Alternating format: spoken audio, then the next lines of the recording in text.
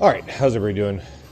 We are here with a upper body session. I am just blowing myself up with volume in the upper body, and I think it's paying off, or at least I think it is. We'll see when I take some pictures here relatively soon.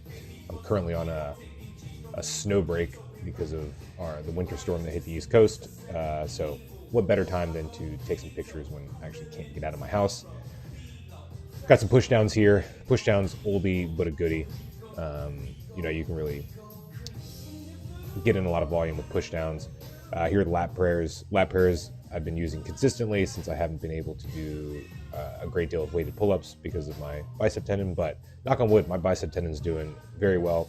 I have started incorporating back in some neutral grip pull-ups, but those have actually felt really good on my elbows. I've had no issues, but I'm also leaning back a lot, like really trying to emphasize my lats or bias my lats with that and really trying to take pressure off my bicep tendon, and I think it's working. We're just doing body weight right now. I haven't really been filming those as much just because, nothing special.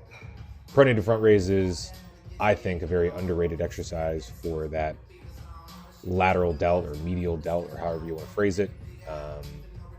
I've really put a lot of work into my shoulders over the past almost 2 years.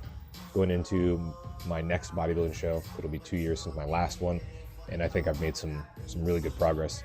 And honestly, really haven't gotten too fat or anything with my maintenance phases, my massing phases, things like that. So things are going pretty well. I'm excited for May. I was looking back yesterday with my wife at the 2024 OCB Conquer, which is what I did in Baltimore in 24, and I'm looking at the other guys, and if everything kind of holds up, I think I'll do pretty well.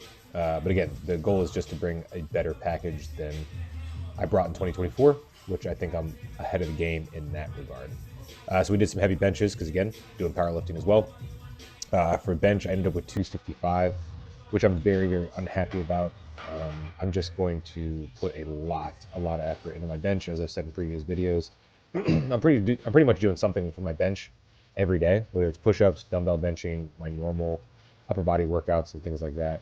So here are my back downs. Back downs, I ended up doing 245. I did 2 sets of 3. Well, I ended up with 12 total. I can't remember exactly how I split it up, but I ended up with 12 total. That's kind of the bare minimum because I'm doing anywhere from sets of 3 to sets of 4. So just trying to get as much volume with my bench press as possible at heavier weights. Here I am in the background. You can see I'm doing spider curls. There's young Tyler getting in. Tyler just celebrated his 27th birthday. And then my birthday's next. I'll be 39. Yeah, I'll be 39 in April. So good times. We got good things on the horizon. Everybody's getting better with age. Or at least that's what I'm telling myself in my mind. Bench back downs actually went better than the singles, and I'm really trying to push these. I know for overall strength, people talk a lot about you can leave a lot more reps in reserve, but since I'm doing bodybuilding as well, I'm really kind of riding the line with this volume and proximity to failure. So pretty much everything I'm doing except for bicep curls, I'm pushing to failure, but trying to keep technique the same and not letting myself change that as I accumulate more fatigue within the set. And knock on wood, it's paying off. No injuries, nagging pains, or anything like that. So we will see how it goes. But everything upper body wise has been going really well, except for my bench press. So, and I think that's just because I'm thinking too much about it. I think I just need to do the work and let the work guide the progress, and just not get so caught up in I gotta bench this much or I gotta do this. But it's hard not to because my bench has just fallen off so much. But, that's just kind of ebbs and flows of training. As I've talked about in other videos, I tore my AC joint in 2018. And that took about 2 years for me to be able to bench without pain. We went into COVID. I did a couple more powerlifting meets and it never quite got back. I lost a bunch of weight. There's a bunch of stuff, kids, all that kind of stuff. So insert all the excuses.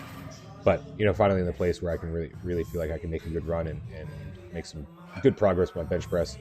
Got chest quarter rear delt flies.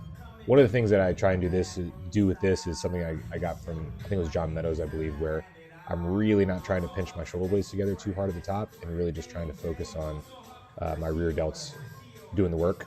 Although I will say, when I look back at the video that I did yesterday, the video that I apologize. When I look back on yesterday, when I was watching the videos from my last bodybuilding competition, the thickness in my lower traps is not what I want. So I may just say screw it and start doing these chestboard rear delt flies in an actual full range of motion, so I can not only get my rear delts but get those kind of mid to lower traps as well, because it's definitely something lacking.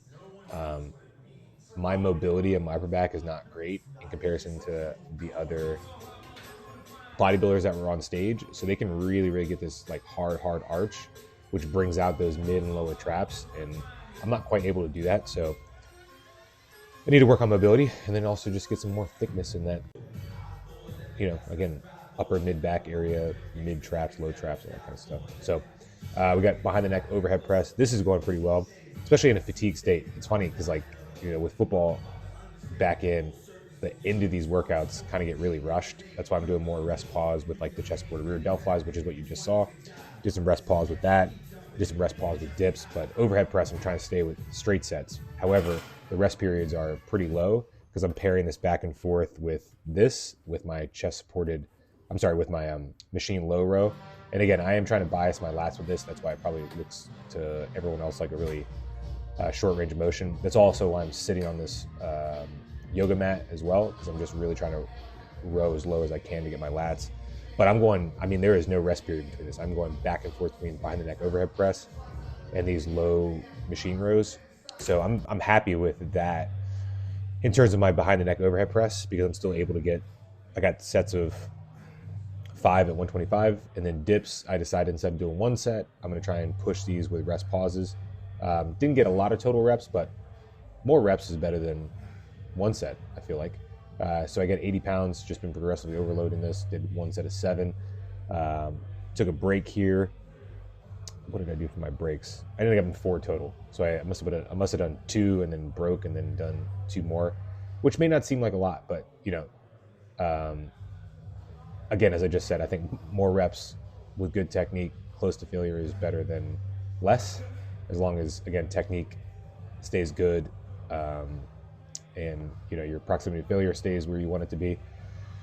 Yeah, and like I said, football is literally I'm in the back room, football's in the next room, kind of just gathering and waiting for me to get done. So that's why I think these rest pauses are really the way to go. I was doing some drop sets, but I think drop sets are hard to kind of streamline. I think rest pauses lend themselves to a shorter workout time, if that makes any sense. Like if you're really pressed for time, I think rest pauses are the way to go instead of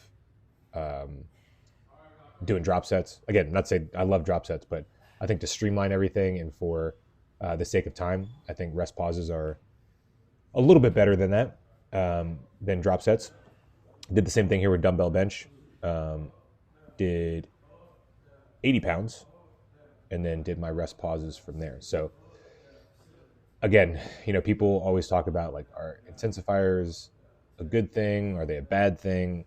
I just think that they're a tool in the toolbox that you need to utilize based on the way that you like to train. So your personality, the time that you have, the mental bandwidth that you have, recovery, all that kind of stuff. Yeah, in a perfect world, I guess everyone would be doing straight sets and we'd have, 2 or 3 hours to train. But, some of my sessions are 45 minutes, some of them are 40 minutes, some of them are 60 minutes. So this is what I got. Like, subscribe, comment.